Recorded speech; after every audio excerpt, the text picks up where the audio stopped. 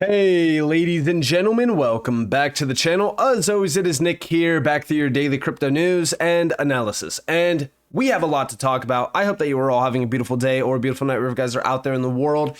For those out there that are in this space, we make up such a small percentage of the global population. And when I say that, I would argue that it's probably even less than 1%. Now, why do I bring this up? Well, it's because as we look at some of these organizations, a lot of people don't even realize that they exist. The World Economic Forum, the International Monetary Fund, the Bank of International Settlements. The typical individual doesn't even know about these names. Try to talk to somebody about what the World Economic Forum is.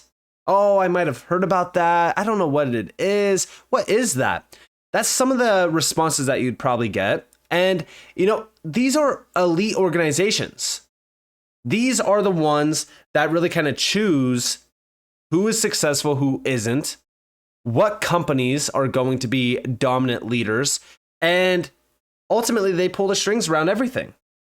You can't afford to not be a part of this Discord. You need to join the free Discord down in the description below, as well as in the comments below right now, to get ahead of the rest of the market with 24/7, 365 access to information around crypto, including insights, trades, altcoin gems, you name it. You need to be a part of this Discord. So what are you waiting for? Click the link down in the description below, as well as in the comments below, to join today. And as we really look at the World Economic Forum, we have their full-on mission here. The World Economic Forum is the international organization for public-private cooperation and provides a global, impartial, and not-for-profit platform for meaningful connections between stakeholders to establish trust and build initiatives for cooperation and progress. And they were established back in 1971, and since then they have played a role in pretty much everything that we know of technologically, economically, and even just financially. But that's not even the end of it. I mean, if you look at the members of this organization, it's very substantial. Now, on top of that, the International Monetary Fund, and when you go to their About section, well, the IMF works to achieve sustainable growth and prosperity for all of its 190 member countries. It does so by supporting economic policies that promote financial stability and monetary cooperation, which are essential to increase productivity, job creation, and economic well-being. The IMF is governed by and accountable to its member countries. Now, we do know that the IMF works closely with the World Economic Forum and even the BIS. These are the organizations that everyone needs to focus on, especially with what they are telling us without really telling us the full story. The BIS, also the central bank of central banks, as you would call it, their mission is to support central banks' pursuit of monetary and financial stability through international cooperation and to act as a bank for central banks, aka the central bank of central banks. Now, their full focus is making sure everything is running as smooth as possible, and they're the ones that are really kind of accountable for pretty much everything that happens around the financial space. So as we do really look at that, right, why is all of this information important? Why are all these elite organizations very important to focus on? Well, it's because as we look at these names, what are all of them pushing right now? They're pushing for central bank digital currencies. Now, is Ripple a part of this elite agenda? In my opinion, yeah, I do believe that Ripple has connections back to these big players, because we already know that, well, Ripple is already working with the World Economic Forum, which we will talk about here in a second. But back in June of 2022, we really saw a full post regarding CBDCs from Ripple, and it was CBDCs transaction efficiency and economic growth. And within this, it was actually a survey that they included from the Bank of International Settlements that found that 90% of central banks are now exploring implementing central bank digital currencies.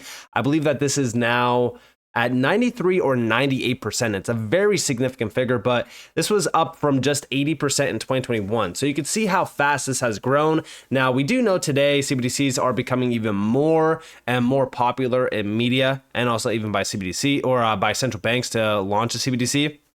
But within here, we have CBDCs and more generally digital currencies have many different applications and use cases, including as the core of more efficient transactions and drivers of economic growth. In fact, a survey of over 1,600 financial institutions leaders globally cited using blockchain for payments as a key driver of efficiency. Now, down here, we have the key use cases and practical applications. Why are CBDCs gaining traction as a way to revolutionize the current monetary system? The primary benefits of CBDCs include superior transaction efficiency as payment settlement time is reduced, technological advantages of a decentralized blockchain working in conjunction with a centralized authority that leads creation, privacy, and distribution of digital currency, and also financial inclusion through elimination of expensive third-party fees for cross-border payments and increased accessibility to payment channels.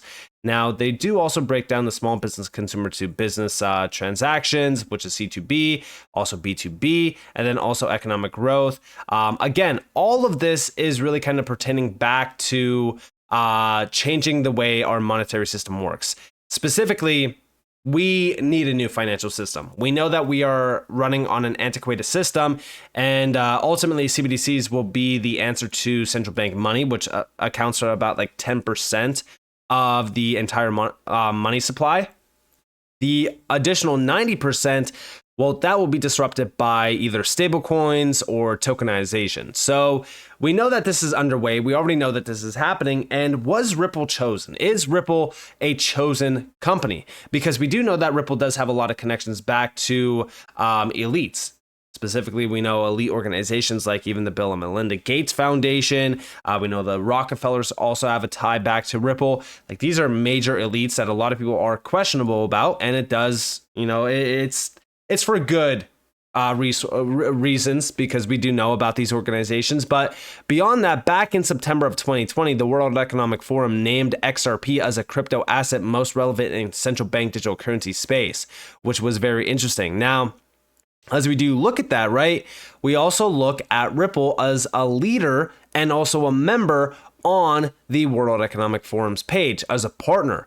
Now, the only thing that they highlight from Ripple is this article where it's actually written by Chris Larsen back in 2015. Guys, we're talking about roughly almost 9 years ago currently. This is insane, right? Why we need a common standard for moving e-money. So they were already planning it then, and over here we have why we need a common standard for moving e-money. And this is, by the way, it's pertaining back to the fourth industrial revolution. Like, this is very interesting, right?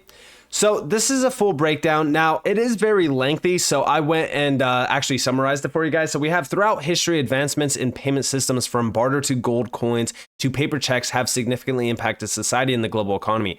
However, progress in payment technology has stagnated since the 1970s.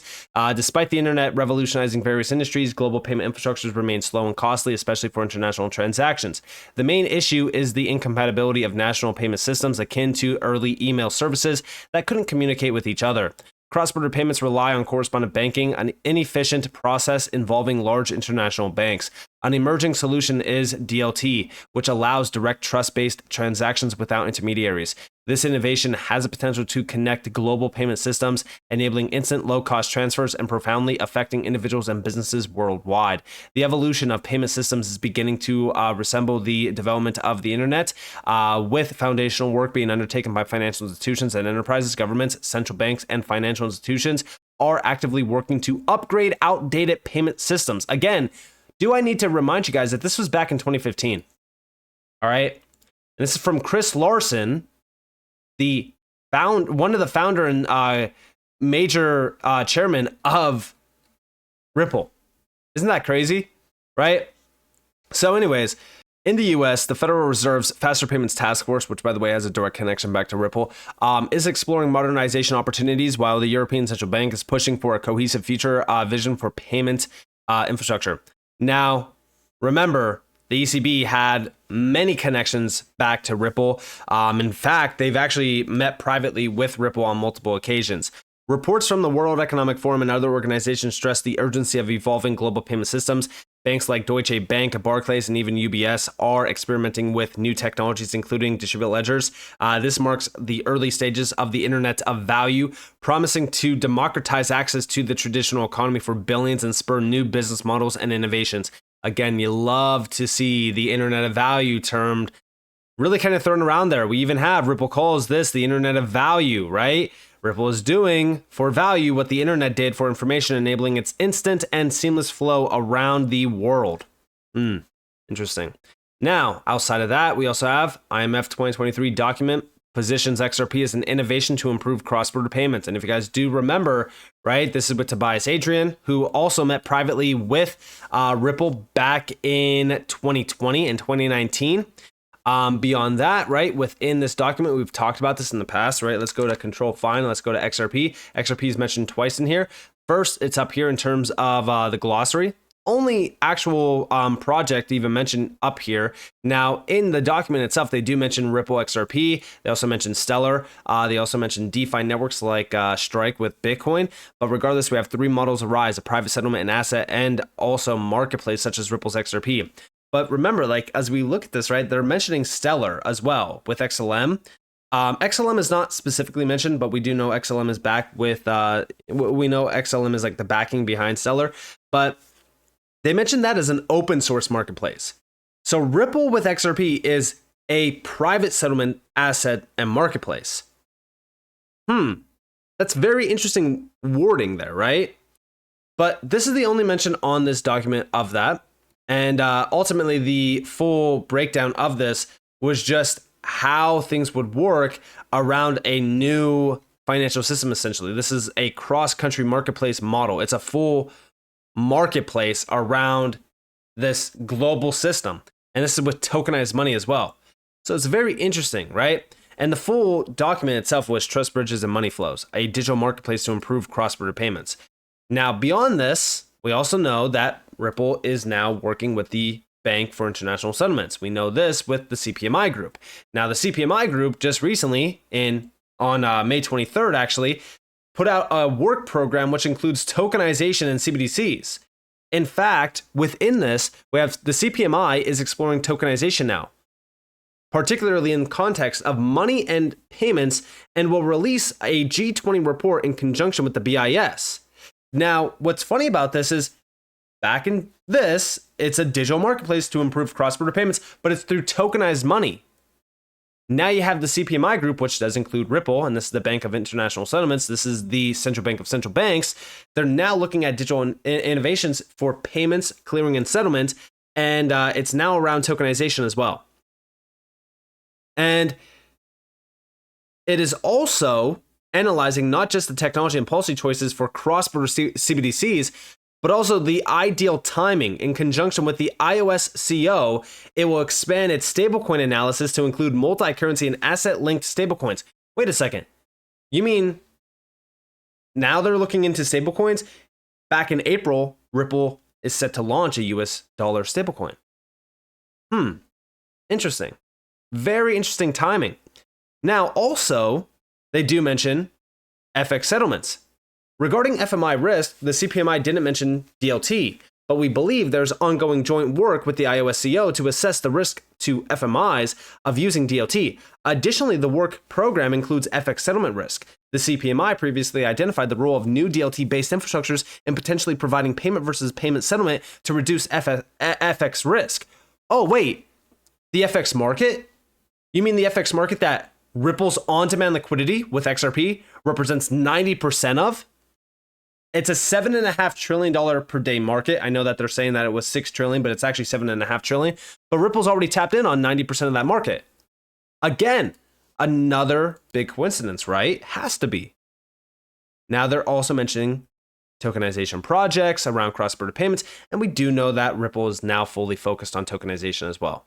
In fact, they already put out a full report regarding the emerging tokenized economy, part 1, 2, and 3. And I just find this very interesting.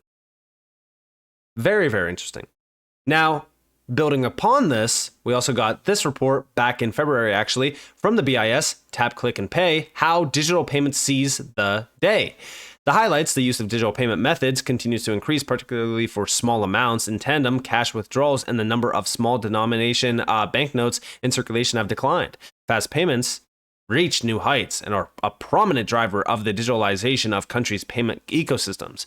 Even so, consumers continue to use cash to pay at home and abroad. Both cross-border card and e-money payments and cross-border cash withdrawals increased sharply in 2022. Now, why is this interesting? Why are we focusing on this? Well, again, they're fully focused on the CPMI group. The CPMI group is at the heart and soul of the cross-border payment initiative to really kind of make sure that we are providing the, up to date, if you will, speed, safety, transparency, all that around cross-border payments that we're not seeing just yet. But what about this? Back in June of 2023, we saw that the CPMI, and I'm sorry that you guys heard that announcement down here from that robot, but regardless, we have CPMI establishes expert panel on harmonization of API protocols. The Committee on Payments and Market Infrastructures, the CPMI, which Ripple is a part of, with the BIS, is establishing an experts panel on the harmonization of application programming interface protocols to contribute to the G20 cross-border payments program. All right, so wait a second. Hold up. The API panel of experts will be a joint group of private and public sector representatives to help assist in the evaluation of proposals for API standards and cross-border payment information exchange, propose areas for greater harmonization of APIs used in cross-border payments. This is all targeting the G20's goal of making cross-border payments more efficient, faster, and cost-effective. But it's all through API plug-and-play technology. Remember, the BIS putting out multiple reports around the new monetary system, the blueprint to the new financial system, where it included specifically APIs and the API plug-and-play use of them globally. Why is this important? Well, because this is all based around cross-border payments and making sure that we can enhance them, and APIs are the full focus. But again, why is this important? Well, the CPMI group is being tapped in here. Ripple just recently joined the CPMI group of the BIS, and now they're focused on APIs. One interface for payments across any network. This is Ripple. Look at the top. Ripple API. Liquidity, governance, messaging, role sets, settlement infrastructure. This is very interesting now. Also, remember, even the Volante plug-and-play technology with the FX market, or any market to mention, this is all through Ripple in the cloud. This is all through Ripple Connect, an API plug-and-play technology. Over here, global payments with Ripple. Again, one API. This is how things be revolutionized.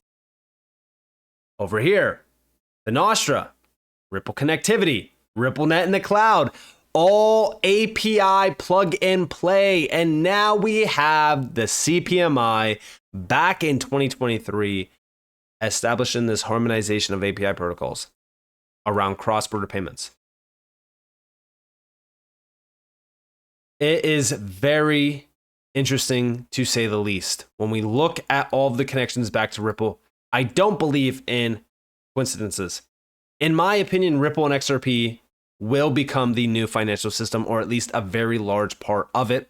They're already tapped in through multiple players like the World Economic Forum, the IMF, and even the BIS. These are three elite organizations that pull the strings around everything that happens around our financial system. They have been planning things for a very long time, specifically the BIS. Even when you look at a lot of the reports, the researches, things like that, it's all pertaining to the fact that we are now in the stages right before we fully embrace this new technology. It is going to be a global thing. It's going to roll out in a very fast way. How do we know this? Well, because most mobile phones just got a massive update around AI. Now most phones, pretty much almost every phone out there has AI tapped in on their phones. It's mass adoption in pretty much one update. That's exactly how these things work. APIs, we already run on a lot of APIs. This can plug and play immediately, and we can technically have this adopt it at scale globally in pretty much one push of a button. These things, I'm telling you guys, we are getting so close to this. But these things you need to focus on. These connections you need to focus on. But with that being said, if you guys enjoyed this video, if you guys did, definitely leave a like, subscribe, turn notifications on because more free content. You guys are more than welcome to follow me on Twitter and join the free Discord in the description below. And with that being said, guys, it's been Nick. Thanks for watching. Peace out.